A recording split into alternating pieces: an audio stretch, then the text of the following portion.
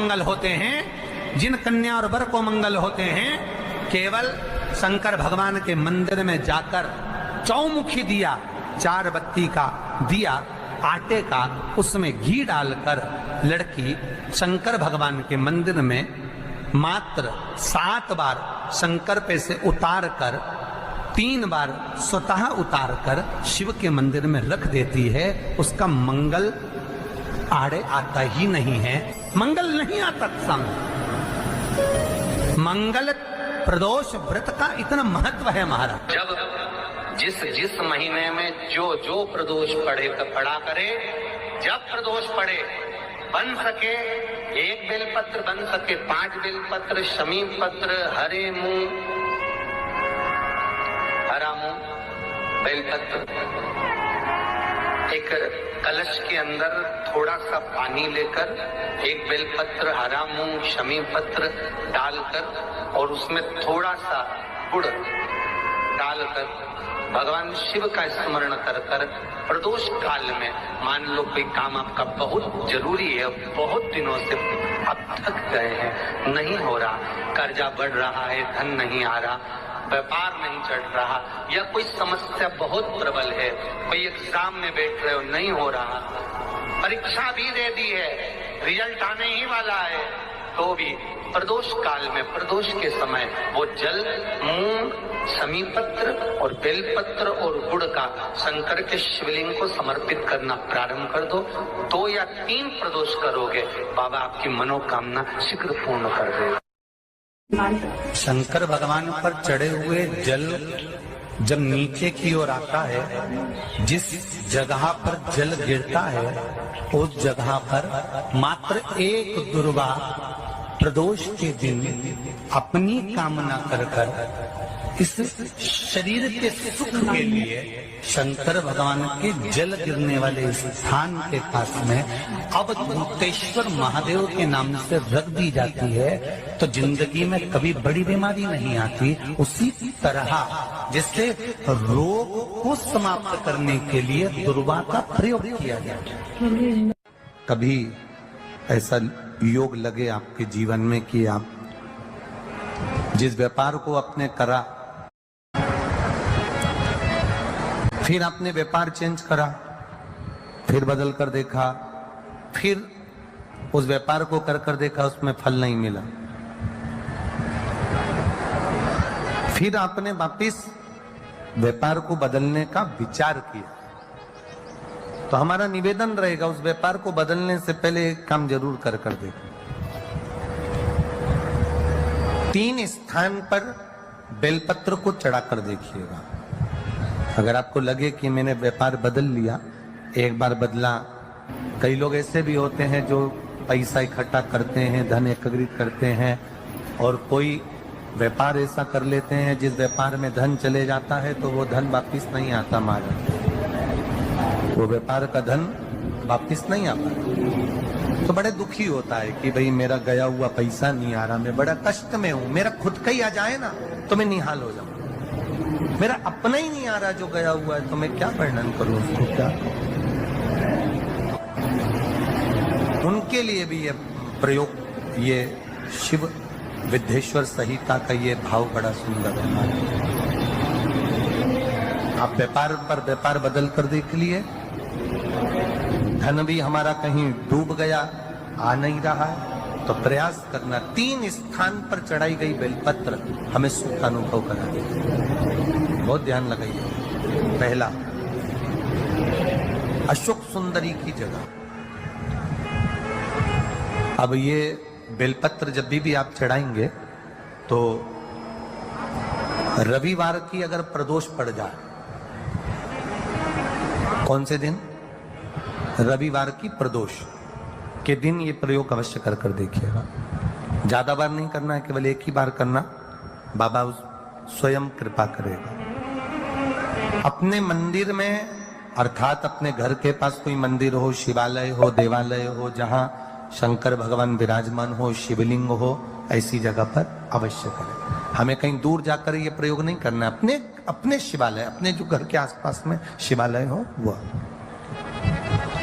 एक बेलपत्र अशोक सुंदरी वाली जगह, अब उसको अशोक सुंदरी की जगह पर भी चढ़ाने का तरीका क्या है? जब हम बेलपत्र चढ़ाएंगे तो उस बेलपत्र को चढ़ाते समय आपकी जो बेलपत्र की डंडी है वो बेलपत्र, रविवार प्रदोष के दिन का ये उपाय है महाराज। ये बेलपत्र की जो डंडी है, इस डंडी का भाग शिवलिंग की ओर होना चाहिए। ये जो डंडी है इसका भाग अशोक सुंदरी पर जब चढ़ाएंगे तो शिवलिंग की ओर इसका भाग होगा महाराज। दूसरी, बेलपत्र को जब हम समर्पित करेंगे, जया, विषहरा, शामरीवारी, दौतली, देव, मान लो जलाधारी ऊपर नहीं है शंकर जी के, तो उसका स्मरण कर कर पांचों कन्याओं का नाम लेकर जया, विषहरा, शामलीवारी, दौतली, देव, इनका स्मरण कर कर शंकर भगवान के शिवलिंग पर बेलपत्र रखेंगे। बेलपत्र कहां रखना है? आप अगर यहां बैठे हो तो आपके विपरीत में डंडी का मुख होना चाहिए। ये बेलपत्र की जो डंडी है इसका मुख आपके विपरीत में हो। आप यहां बैठे हो तो डंडी उधर होगी, आप इधर बैठे हो तो डंडी का मुख इधर होगा, आप उधर बैठे हो तो डंडी का मुख इधर होगा। आपके ठीक विपरीत की ओर डंडी का मुख हो। ये दो जगह बेलपत्र समर्पित करने के बाद तृतीय बेलपत्र शिवलिंग की जो जलाधारी है, जहां पर भगवान शंकर का शिवलिंग रखा है, वहां स्पर्श कराकर, केवल छुआना है, स्पर्श कराकर बेलपत्री के पेड़ के नीचे ही कोई कंकर हो, कोई शंकर हो या कोई मिट्टी का ढेला हो, नी हो, तो वहीं मिट्टी को थोड़ी सी ऊंची कर कर एक बेलपत्र बैठकर इस बेलपत्री की डंडी जड़ की ओर, मतलब जो वृक्ष होता है उस ओर इस डंडी का मुख होना चाहिए। ये 3 रविवार के प्रदोष के दिन शंकर भगवान पर चढ़ाई गई बेलपत्र से हमारा गया हुआ धन भी पुनः आने का रहता है और हमारा जो व्यापार बार बार बंद हो रहा है, शिव की कृपा से एक बार चालू तो चालू हो ही जाता है, शिव तत्व हो जाता है। कोई कैसे कहते तुमको कि तुम अभागे हो? ना ना, हमारे बराबर भाग्य नहीं है किसी का। तुम्हारी ग्रह खराब है, तुम्हारे ग्रह खराब है। संभेश्वर महादेव का नाम 7 कनेर के पुष्प, कितने? 7 कनेर मालूम है?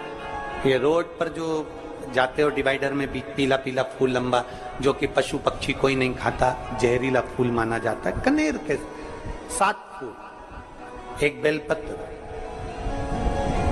जिस समय पर कनेर का फूल बेलपत्र के साथ चढ़ाया जाएगा तो 7 कनेर के पुष्प सीधी बेलपत्र पर आपको रखना, 2-3 प्रदोष कर कर देखना। अगर कोई आपसे कहे कि आपका भाग्य ठीक नहीं चल रहा, आपकी किस्मत ठीक नहीं चल रही, आपके ग्रह ठीक नहीं चल रहा है, आप भाग्यशाली नहीं हो, पहले तुम वहां से उठ जाओ, उसके बाद में देवाधिदेव महादेव के पास 7 कनेर के पुष्प एक बेलपत्र में रखकर नंदीश्वर के पास में बैठकर श्री शिवाय नमस्तुभ्यम बोलकर अशोक सुंदरी वाली जगह पर स्पर्श कराकर भगवान शंकर पर 7 फूल के साथ बेलपत्री की डंडी अशोक सुंदरी की साइड हो, ऐसा स्मरण करते हुए शिव को समर्पित कर दे। वही बेलपत्री 5 बार नमः शिवाय या पंचाक्षर मंत्र, षडाक्षर मंत्र या श्री शिवाय नमस्तुभ्यम बोलकर वही बेलपत्री 3 प्रदोष, 4 प्रदोष, 5 प्रदोष, 2 प्रदोष, जितने प्रदोष आप चढ़ा रहे हैं प्रदोष काल में, वो बेलपत्री लाकर अपने कक्ष में अपने पूजन वाली स्थान पर रखते जाओ। एक बेलपत्री एक प्रदोष पर लाओगे, अगला प्रदोष आएगा, कितना अंतर पड़ता है आपके भाग्य बदलने में, आपको खुद मालूम पड़ जाएगा कि आपकी किस्मत कैसे बदल गई। मेहनत आपको करना है, परिश्रम आपको करना है, लगन आपको लगाना है, और बेलपत्री और कनेर का पुष्प शिव को चढ़ाना।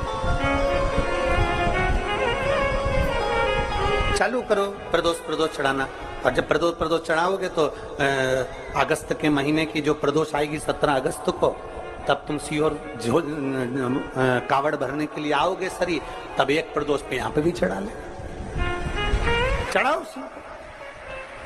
शंकर का भजन। यहाँ नहीं चढ़ा सकते, अपने घर पर चढ़ाओ, अपने शिवालय में चढ़ाओ, अपने देवालय में चढ़ाओ, अपने नजदीक में जो शंकर मंदिर वहां चढ़ाओ। आराधना शिव की। कोई कह दे तुमसे कि ये ठीक नहीं, प्रथम आप ये जो कनेर के फूल चढ़ाओगे ना, इसमें श्रंभेश्वर महादेव का भाव होना चाहिए। श्रंभेश्वर महादेव, फिर से एक बार बोलो, कौन से महादेव? श्रंभेश्वर। और फिर एक निवेदन, मान लो कि डॉक्टर कह दे कि बच्चे की धड़कन नहीं आ रही है, 7 पुष्प कोई से भी, 7 बेलपत्र, अशोक सुंदरी वाली जगह पर एक एक कर बेलपत्र, एक बेलपत्र एक पुष्प अशोक सुंदरी वाली, एक बेलपत्र एक पुष्प अशोक सुंदरी वाली जगह पर चढ़ा दीजिए, और एक बेलपत्र उसमें से एक पुष्प लेकर अपने घर जाइए, और 15 दिन के बाद वापिस उस बच्चे की सोनोग्राफी जांच डॉक्टर के कहने से कराइए। बाबा उस बच्चे की धड़कन, श्वास और शरीर पूरा देगा। श्रंभेश्वर महादेव में, श्रंभेश्वर महादेव का जब नाम लिया जाता है तो 33 कोटि देवी देवताओं का एक साथ नाम उच्चारण हो जाता है। 33 कोटि देवताओं। श्रंभेश्वर, बोल श्रंभेश्वर महादेव की जय। श्रंभेश्वर भगवान का स्मरण किया है। आगे वर्णन आया है भगवान के सुंदर आनंदमय स्वरूप का। जब भगवान देवाधिदेव महादेव आनंद में विराजमान थे, देवता और राक्षसों ने मिलकर मंथन किया। मंथन में विष निकला, जो देवाधिदेव शिव जी ने विष को धारण करा, क्योंकि घर का जो बड़ा होता है, घर का जो बुजुर्ग होता है, उसको बहुत सहना पड़ता है, बहुत सहना पड़ता है। घर का जो बुजुर्ग है, घर का जो बड़ा है, उसको सहना पड़ेगा। सहने की आदत होना भी चाहिए सब। जैसे तुम्हारे घर में बिजली है, अरे बोलो तो जम के, लाइट बिजली है। प्रत्येक घर में बिजली होती है, तो क्या प्रत्येक घर बिजली घर बन जाता है? जम के बोलो जरा। बिजली घर तो 1 2 कहीं कहीं, बड़ा शहर है तो थोड़े ज्यादा हो सकते, छोटा शहर है, छोटा गांव है तो बिजली घर 1 2 होंगे। प्रत्येक घर में बिजली होती है, पर सारे घर बिजली घर नहीं कहलाते, बिजली घर नहीं बन जाते। बिजली घर तो कोई सा घर होता है। उसी तरह ढेर सारे तुम्हें कथा करने वाले भी मिलेंगे, ढेर सारे तुम्हें ज्ञान देने वाले भी मिलेंगे, ढेर सारे तुम्हारे पास में, तुम्हें मोबाइल खोलोगे, टीवी खोलोगे तो ढेर सारे महाराज मिलेंगे, पर सब देवाधिदेव महादेव के भक्त नहीं मिल जाते। बड़ा कठिन होता, बहुत कठिन। प्रत्येक घर बिजली घर नहीं होता, उसी तरह घर में रहने वाला प्रत्येक व्यक्ति शंकर का भक्त नहीं होता।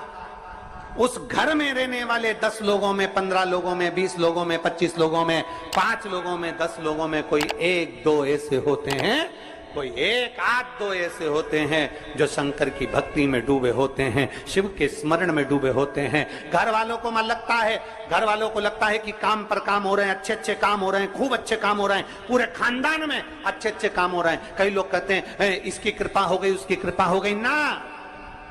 जो रोज तुम्हारे घर में से कोई एक व्यक्ति शंकर को जल चढ़ाने जा रहा है, ये उसकी कृपा है, जो तेरे घर में आज सब कुछ आनंद होता चलेगा, ये उसकी कृपा है। अंत बिंदु मेरा शिव है।